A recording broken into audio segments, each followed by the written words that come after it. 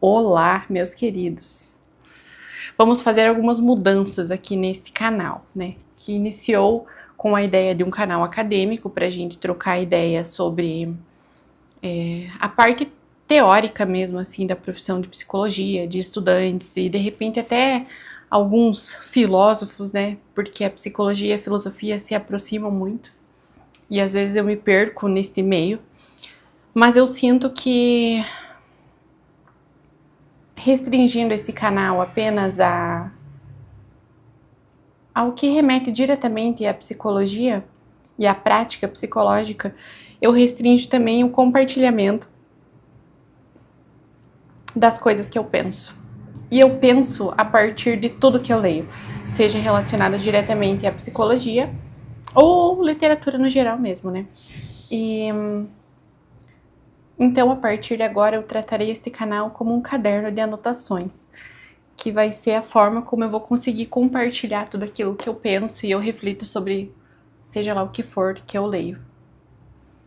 Porque muitas vezes, muitas coisas que eu penso vêm de literatura, que não tem diretamente nada a ver com psicologia, mas que eu sinto que faz muita diferença na minha própria prática, assim, nas minhas próprias filosofadas, né? Portanto, a partir de agora, vai ter muito mais informação de coisas que não necessariamente têm a ver com psicologia. Então, se você já me acompanhava aqui por este motivo, saiba disso, né? Mas espero que você continue, porque porque compartilhar ainda é deveras interessante, seja lá a partir diretamente do que for, né? Aí eu reinauguro este canal. Engraçado falar isso. A partir de leituras que trazem questões interessantes. A primeira de todas, Uma Confissão, do Tolstói, que é um livro onde ele confessa várias das suas angústias, né? Segundo, Albert Camus, O Mito de Sísifo, que eu tenho falado muito sobre ele no Instagram. Quem me acompanha lá também deve ter visto alguma coisa que eu falei a respeito, embora eu ainda não tenha terminado, tá? Eu li apenas metade. Estou no capítulo 4, A Liberdade Absoluta. E aí nós temos para complementar o que eu estou lendo no momento, que é Memórias do Subsolo, do Dostoiévski. Por que essas três obras? Primeiro, porque eu penso que as três têm muita coisa em comum. Primeiro, o Tolstói, ele traz aqui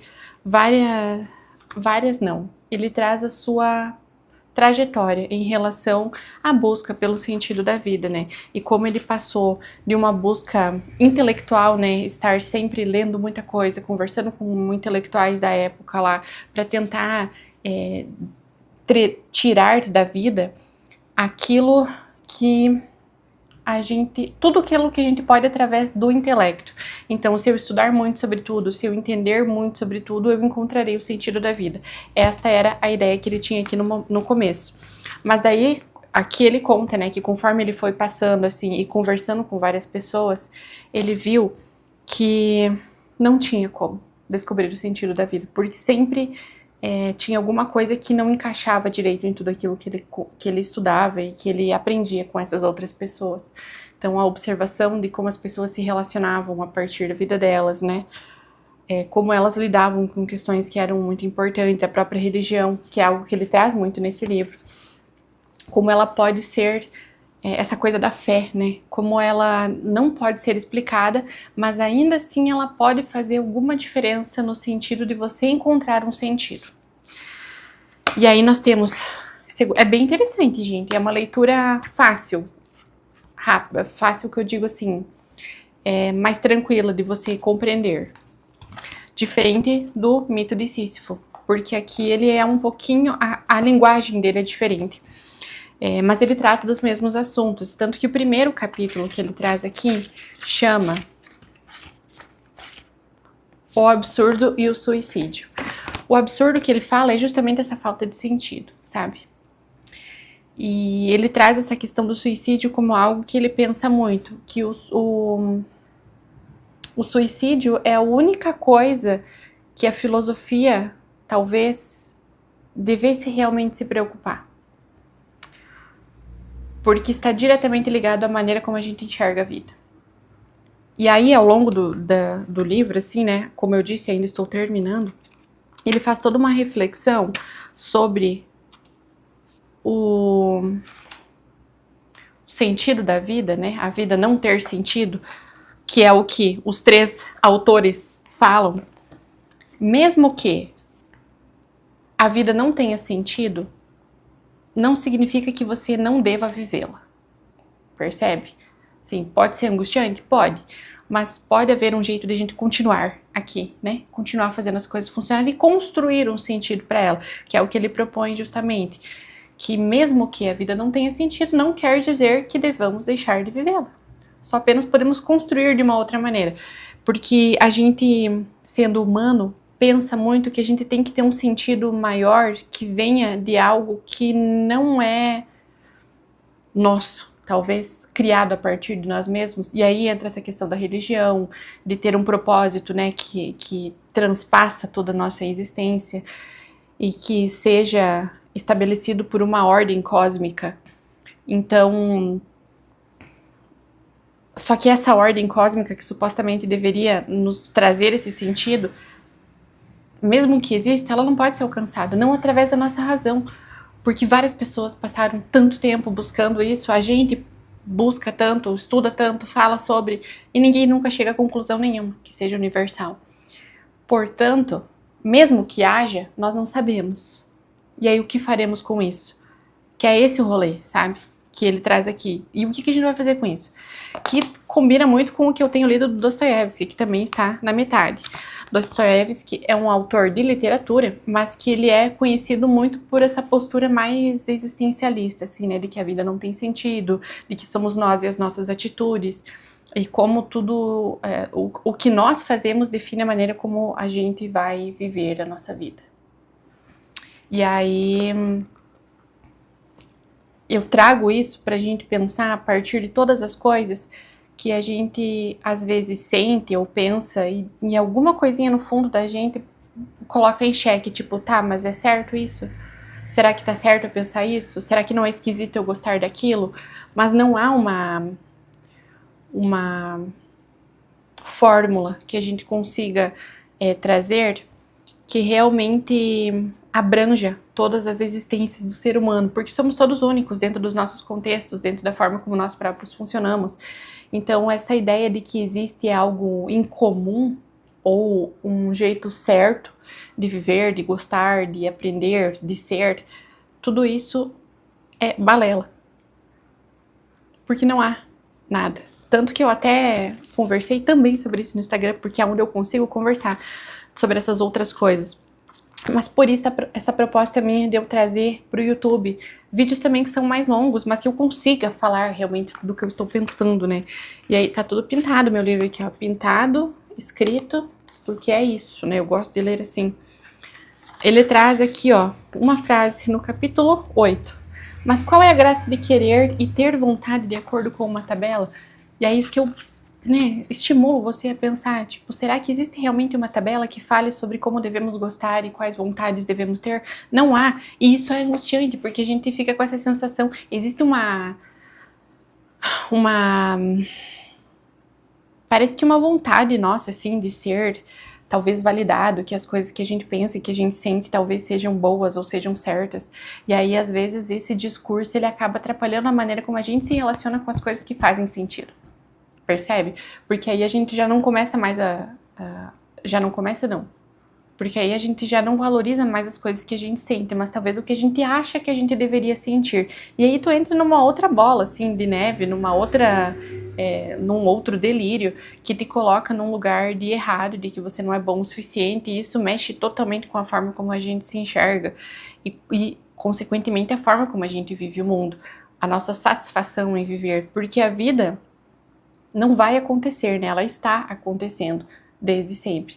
E uma coisa que eu sempre defendo é, se existe um sentido na nossa vida, ele é vivenciado, né? Ele é construído no cotidiano mesmo. Porque às vezes a gente espera, né, as nossas férias lá do final de ano para viajar, para fazer alguma coisa que a gente gosta muito, ou espera o final de semana para tu aproveitar para fazer os teus artesanatos ou os teus praticar os teus hobbies mesmo. E aí a gente fica, tipo, a semana inteira sofrendo, fazendo só coisas que a gente não gosta, ou que a gente tem que fazer. E aí a vida passa e a gente sente que não viveu. Então eu acho que tudo isso tá intercalado de uma forma. E eu trago essas 3 obras porque foram as 3 últimas obras que eu li que me marcaram bastante. Essa que eu li, essas que eu estou lendo. E para quem gosta de filosofia, para quem gosta de pensar sobre as coisas, eu acho que são coisas interessantíssimas, assim, pra gente ler com calma, anotar, rabiscar, pintar, sabe? E, se possível, conversar com outras pessoas a respeito. E eu gosto de trazer muito sobre essa coisa do sentido da vida, porque eu vejo que é uma demanda que surge, assim, com muita frequência. Não só na clínica aqui, mas também nas conversas com as pessoas, né, com os meus amigos, com pessoas que eu vejo falando sobre alguma coisa, às vezes pessoas que eu acompanho nas redes sociais mesmo. E esse é um tema polêmico, né?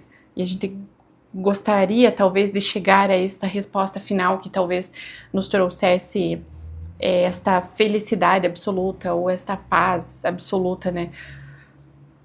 Só que essa ideia de que a gente vai conquistar algo e aí seremos felizes para o resto da vida também é uma ilusão.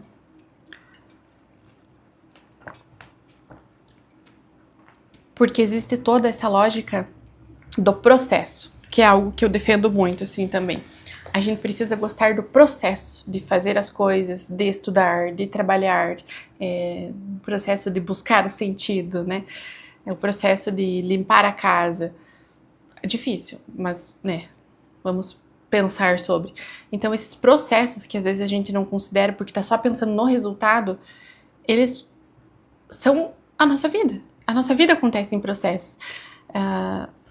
Se a gente não curte isso, a gente fica só mirando lá pra frente e deixa esse tempo, enquanto a gente está construindo algo passar, o tempo que a gente tá construindo é muito maior do que o tempo que a gente vai sorver da felicidade que é muito escorregadia quando a gente conquista isso. Porque a gente conquista e aí, tá, e aí? E agora? O que eu tenho que fazer? Então, acho que por isso também que eu não acredito na felicidade, assim, tipo, vou ser feliz algum dia.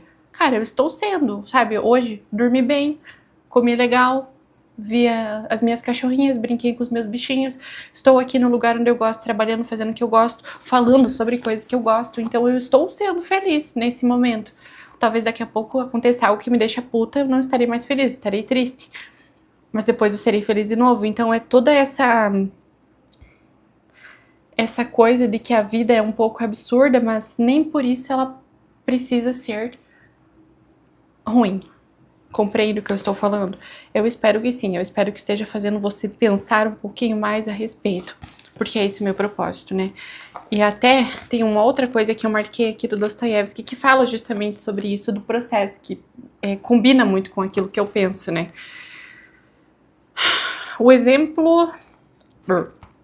O ser humano é uma criatura leviana e inconveniente, e talvez, a exemplo de um jogador de xadrez, goste apenas do processo da conquista, do objetivo, e não do objetivo propriamente dito. Que é quase como comprar algo. Pensa comigo aí se faz sentido pra você. Tu tá lá, né, pesquisando um negócio novo pra tu comprar, e tu comprou, beleza, tu fica feliz. Mas depois aquilo diminui, passa. A mesma coisa com um livro.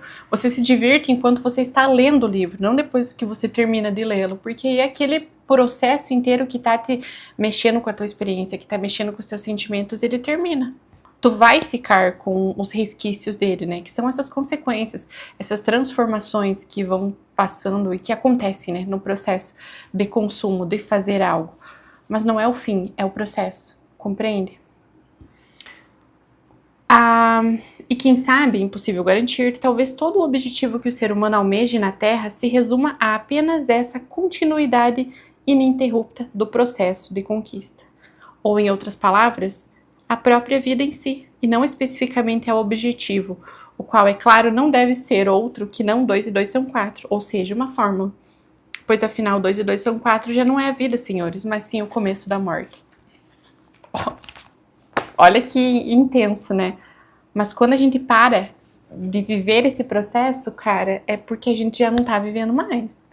porque a gente está, né, caminhando, ou talvez estamos próximos a essa finitude, que é a falta de movimento, porque a vida é o processo e é movimento. Quando a gente para de se movimentar, a gente perde aquilo que faz da vida o que ela é. Faz sentido pra você? Eu espero que sim. Bom, se não fizer também, tá tudo bem, né? Essas são as minhas conjecturas, mas eu gostaria de ouvir o que você pensa sobre, né? Então escreve aí nos comentários o que tu pensa, se tu concorda, se tu não concorda. Eu vou deixar aqui na descrição o link dessas 3 obras da Amazon, que com o meu link de afiliado lá, então assim, comprando por eles você suporta também este canal, esta que vos fala, né? E aí a gente vai conseguindo... Você não vai pagar mais nada por isso, tá? Você já deve saber como funciona essa coisa do afiliado. Mas enfim, vou deixar os links aqui. Não esqueça de curtir se você gostou desse vídeo. Se inscreve aí no canal que eu vou começar a trazer muito mais coisas que eu penso. Às vezes livros mais curtos, às vezes livros mais longos. Às vezes será mais de um vídeo sobre o mesmo livro. Não sei como vai acontecer exatamente, porque eu vou gravando conforme as coisas vão vindo. Mas... eu espero aí o teu feedback sobre isso. Um beijo e até a próxima.